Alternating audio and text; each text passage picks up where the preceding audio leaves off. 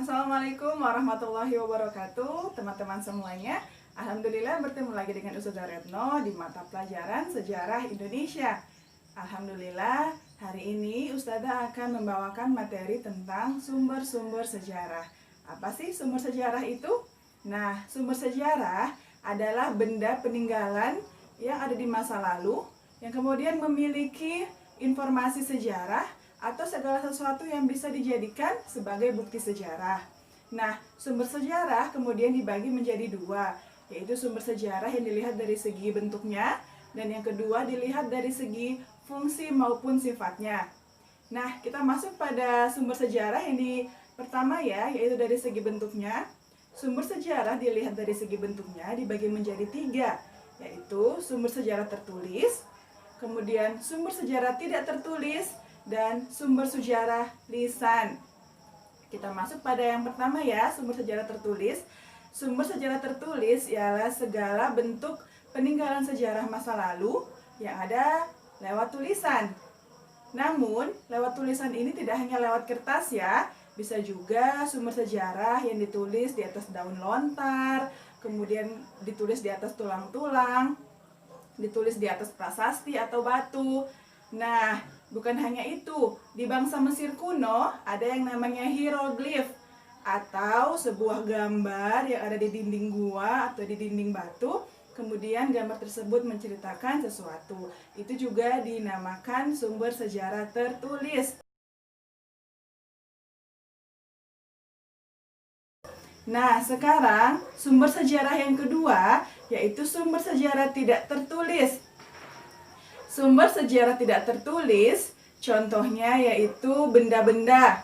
Benda-benda bisa berupa artefak ataupun fosil. Apa sih Ustazah artefak itu? Artefak adalah benda peninggalan sejarah buatan manusia yang digunakan dalam kehidupan sehari-hari. Contohnya bermacam-macam ya, ada sendok, ada piring, kemudian ada cangkul, ada mata panah. Nah, artefak ini sekarang diabadikan di museum agar tetap terawat kelestariannya, tetap terjaga hingga bisa kita pelajari. Dan sumber sejarah tidak tertulis yang kedua yaitu fosil. Fosil itu adalah sisa-sisa kehidupan manusia, bisa berupa tulang dan sebagainya, bukan hanya manusia ya, bisa juga tumbuhan maupun hewan, sisa-sisa kehidupan makhluk hidup. Nah, fosil ini kemudian ada yang terkubur kemudian menjadi batu, ada yang kemudian terjebak di dalam getah hingga kemudian dia bisa awet, tidak busuk ya, karena dia di dalam getah yang kemudian sudah mengering.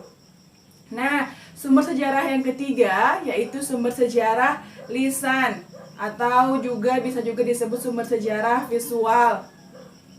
Sumber sejarah visual ini kemudian bisa berupa video-video dari peristiwa masa lalu.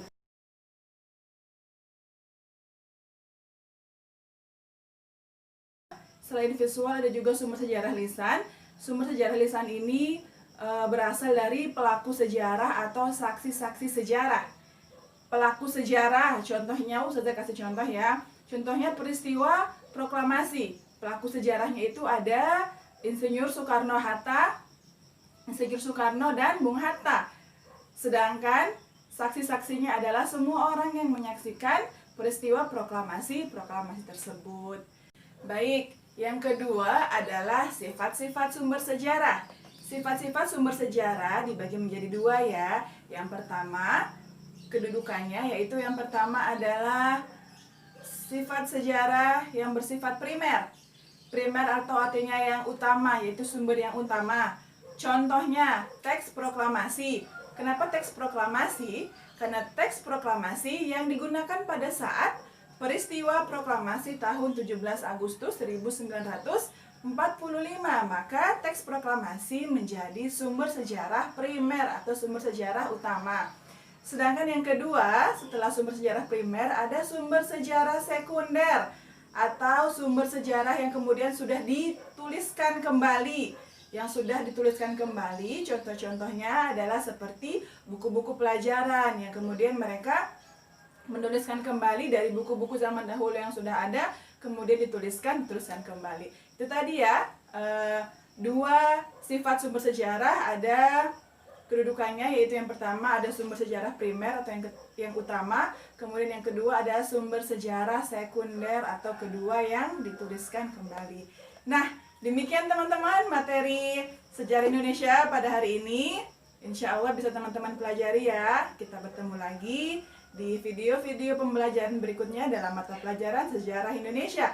Tetap semangat, jangan lupa ya pesan ibu, mencuci tangan, menggunakan masker, dan kemudian menjaga jarak. Semoga Indonesia segera bebas dari COVID-19. Sekian dari Ustazah. Assalamualaikum warahmatullahi wabarakatuh.